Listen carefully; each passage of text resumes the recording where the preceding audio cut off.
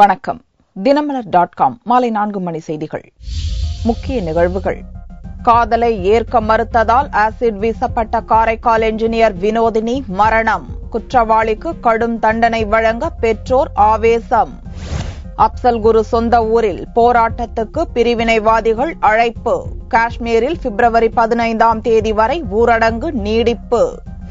பாலியல் குற்றச்சாட்டில் சிக்கிய ராஜ்யசபா துணைத் தலைவர் குரியன், துணை ஜனாதிபதி அன்சாரி காங்கிரஸ் தலைவர் சோனியாவுக்கு தன்னிலை விளக்க கடிதம். விரிவான செய்திகள். ஒருதலை காதலை ஏற்க மறுத்ததால் ஆசிட் வீச்சுக்கு ஆளான காரைக்கால் சாப்ட்வேர் என்ஜினியர் வினோதினி சிகிச்சை பலனின்றி சென்னையில் உயிரிழந்தார். புதுச்சேரி காரைக்காலைச் சேர்ந்த 23 வயது பட்டதாரி இளம்பெண் வினோதினி.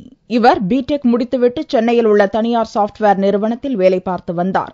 இவரை காரைக்காலைச் சேர்ந்த கட்டட தொழிலாளி சுரேஷ் என்ற வாலிபர் காதலிக்குமாறு வற்புறுத்தினார். ஒருதலை காதலை ஏற்க மறுத்த வினோதினி மீது கடந்த நவம்பர் மாதம் 14ஆம் தேதி சுரேஷ் ஆசிட் வீசினார். இதனால் பார்வை பறிப்போய் உடல் முழுவதும் காயம்பட்ட நிலையில் சென்னை கீழ்ப்பாக்கம் அரசு மருத்துவமனையில் வினோதினி சிகிச்சை பெற்று வந்தார். இதனிடையே அவருக்கு பிளாஸ்டிக் சர்ஜரி செய்வதற்காக கீழ்ப்பாக்கத்தில் உள்ள தனியார் மருத்துவமனையில் கடந்த டிசம்பர் மாதம் 6ஆம் தேதி அனுமதிக்கப்பட்டார். தொடர் சிகிச்சை பெற்று வந்த வினோதினிக்கு கடந்த ஞாயிற்றுக்கிழமை அன்று மூச்சு திணறல் ஏற்பட்டதால் தீவிர சிகிச்சை பிரிவில் மாற்றப்பட்டார். ஆனால் அவருக்கு திங்கட்கிழமை அன்று கடும் மூச்சு திணறல் ஏற்பட்டது. தொடர்ந்து சிகிச்சை பலனின்றி செவ்வாய்க்கிழமை காலை வினோதினி பரிதாபமாக உயிரிழந்தார். வினோதினியின் மரணத்தால் பாதிக்கப்பட்டுள்ள அவரது தந்தை ஜெயபால் தன் மகளைப் போலவே குற்றவாளி சுரேஷ் மீதும் ஆசிட் ஊற்றி தன் மகள் அடைந்த வேதனையை அவனும் அடைய வேண்டும் என்பதே அவனுக்கு அளிக்கப்பட வேண்டிய தண்டனையாக இருக்க வேண்டும் என்றார்.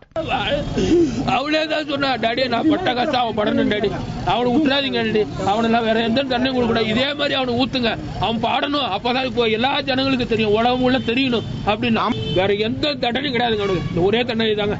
முதலில் வினோதினிக்கு சிகிச்சை அளிக்க பணமின்றி தவித்த அவரது குடும்பத்தினர் பல்வேறு நிதியுதவி கிடைத்த நிலையில் தைரியமாக இருந்தனர். ஆனால் நிதியுதவி கிடைத்தும் உயிரை காப்பாற்ற முடியவில்லையே என்று வினோதினியின் உறவினர்கள் கதறினர். திடீர்னு ஒரு நாள் மூச்சு திணறல் வந்தோன்னா திடீர்னு ஐசியூல கொண்டு போனாங்க. ஐசியூல கொண்டு போய் எல்லாம் பிரஷர் கொடுக்க அது என்ன நடந்துன்னு எங்க உள்ளே விடல. எங்களை வெளியில வச்சே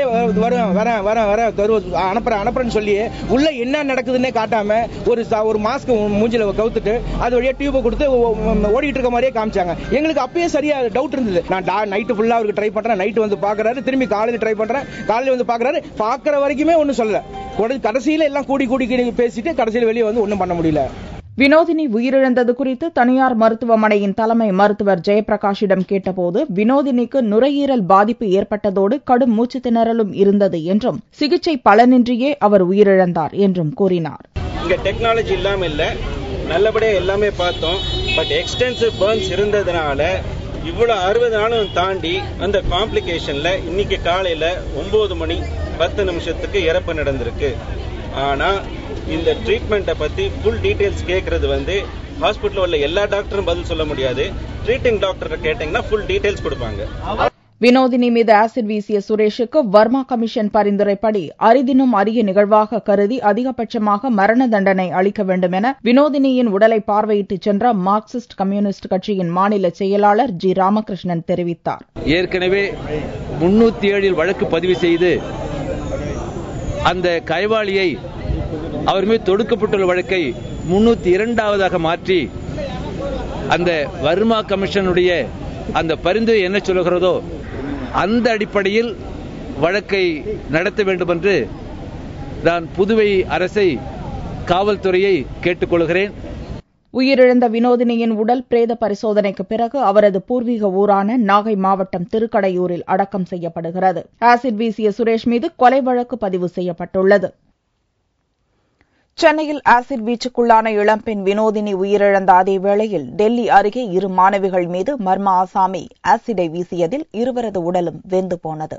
டெல்லி அருகே உள்ள ஃபரிதாபாத் நகர் கர்ம பூமி பள்ளியில் 10ஆம் வகுப்பு படித்து வந்த 2 மாணவிகள் திங்களன்று மாலை பள்ளி விட்டதும் வீட்டுக்கு நடந்து சென்று கொண்டிருந்தனர். அப்போது ஒரு ஆசாமி திடீரென அவர்கள் மீது ஆசிடை வீசிவிட்டு கண்ணிமைக்கும் நேரத்தில் தப்பிச் சென்றான்.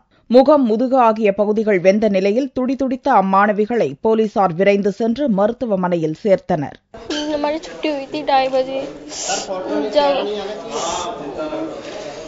हम आ रहे थे, हमने पीछे कुछ भी नहीं देखा, हम आ रहे थे, अचानक ही पीछे से ही किसी ने डाला था। चेहरा नहीं देखा उसका? नहीं, हमने नहीं देखा, हमने पीछे मुड़ के भी नहीं देखा कौन है हमारे पीछे। एकदम भगदड़ डाला, एकदम हमारे जलन हुई, किसी ने सुना भी नहीं। ये पर्वतीय कॉलोनी में 2 बच्ची है, स्कूल से वापस घर पे जा रही थी, तो पीछे से कोई अननोन आदमी है, वो बता रहे हो उम्र भी उसकी बूढ़ा लगता है, वो बता रही जैसे लड़की, तो पीछे से तेजाब फेंका उसके चेहरे पर। चेहरा तो बच गया है, लेकिन पीछे दोनों बच्चियों के बैक में लगा है। तो अभी तक ये पता चल पाया कितने % बर्न हुई है डॉक्टर के अकॉर्डिंग?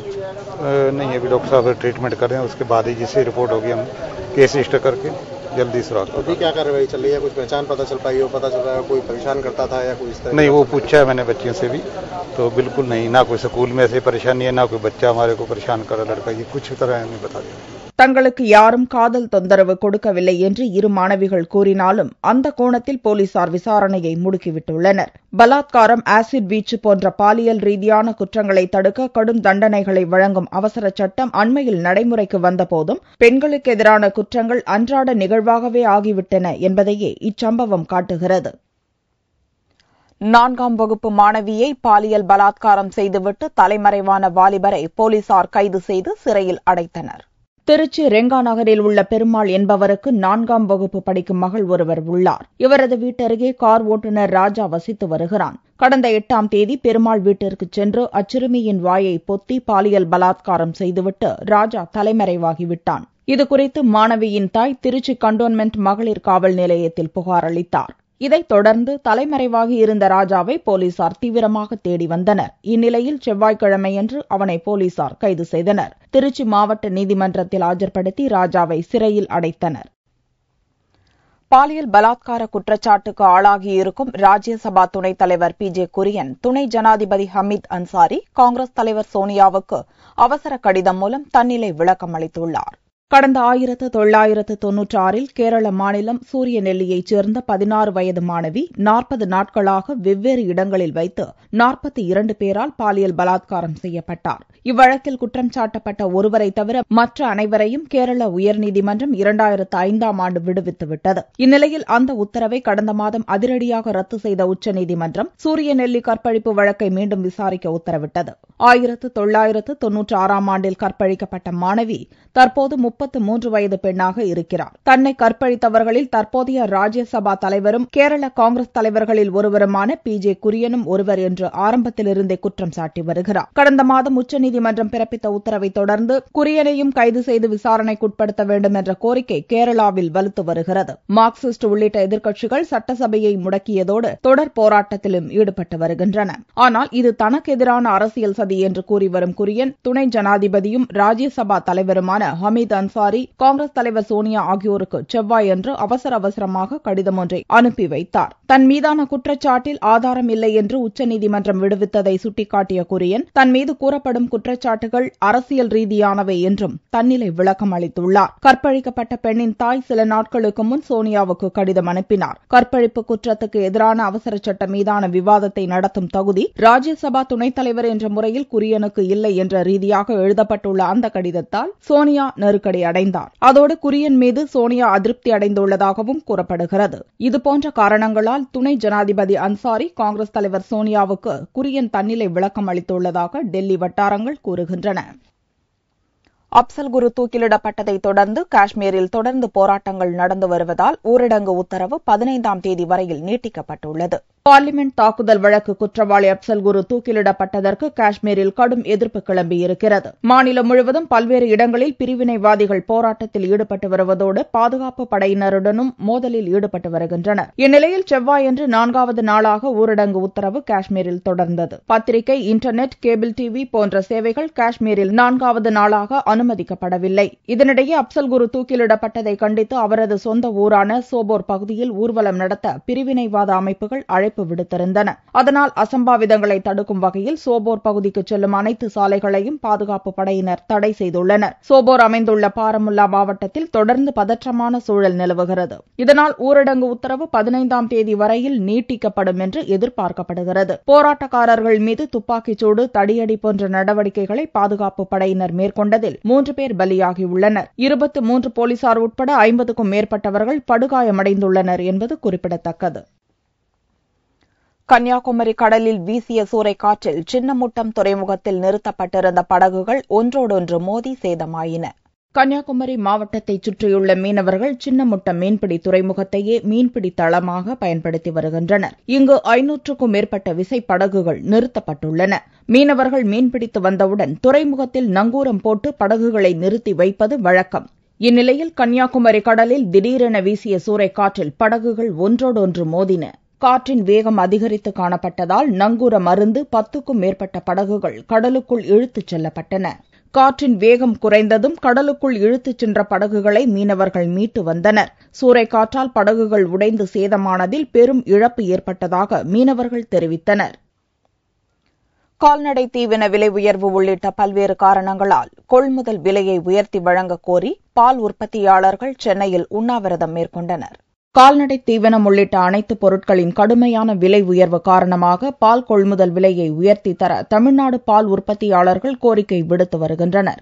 1 லிட்டர் பசும்பாலுக்கு 25 ரூபாயும் எருமைப்பாலுக்கு 35 ரூபாயும் குறைந்தபட்ச கொள்முதல் விலையாக நிர்ணயிக்க கோரி செவ்வாயன்று உண்ணாவிரதம் இருந்தனர். 2013 வருடத்திற்கான பாலுக்கு கொள்முதல் விலை உயர்வை இன்னும் தமிழக அரசு அறிவிக்கவில்லை. உடனடியாக அறிவிக்க வேண்டும் என்பது எங்களுடைய பிரதானமான கோரிக்கை. 1 லிட்டருக்கு பசும்பாலுக்கு 5 ரூபாயும் எருமைப்பாலுக்கு 7 ரூபாயும் உயர்த்தி அறிவிக்க வேண்டும்.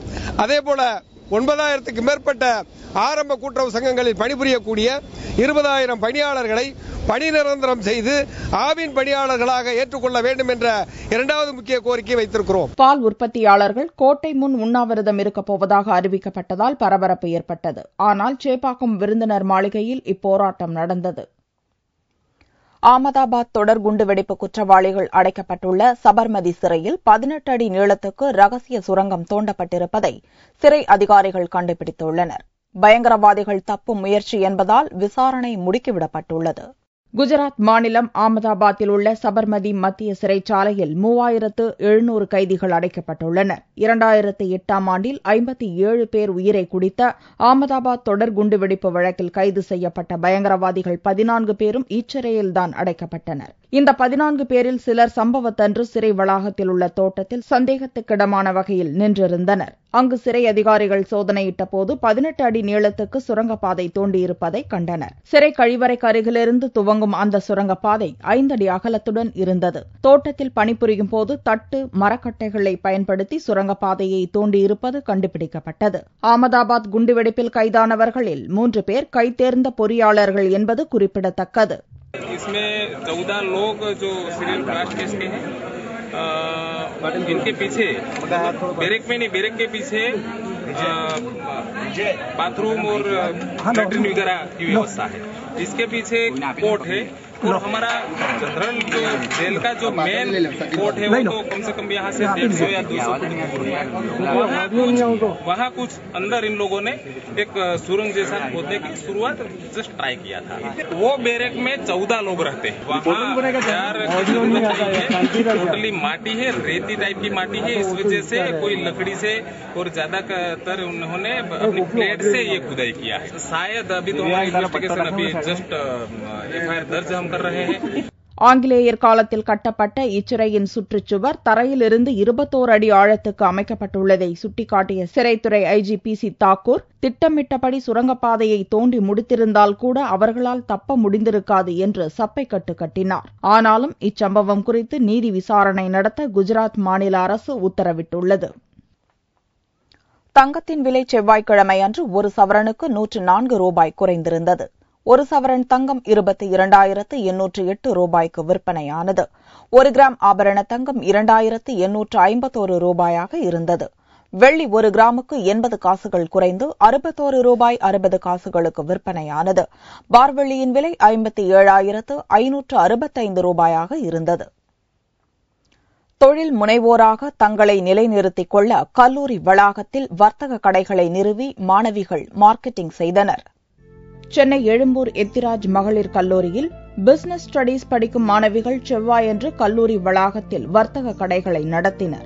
5 ரூபாயில் துவங்கி 5000 ரூபாய் வரையிலான பொருட்களை சந்தைப்படுத்தினர். 200க்கும் மேற்பட்ட வர்த்தக கடைகளில் கைவினைப் பொருட்கள், பெயிண்டிங், சாக்லேட்டுகள் என தங்கள் கை வண்ணத்தில் உருவாக்கிய பொருட்களை விற்பனைக்கு வைத்திருந்தனர்.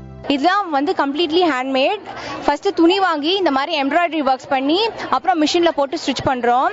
நாங்க ஒரு 5 பேர் யூனிட் மாதிரி வச்சு பண்றோம்.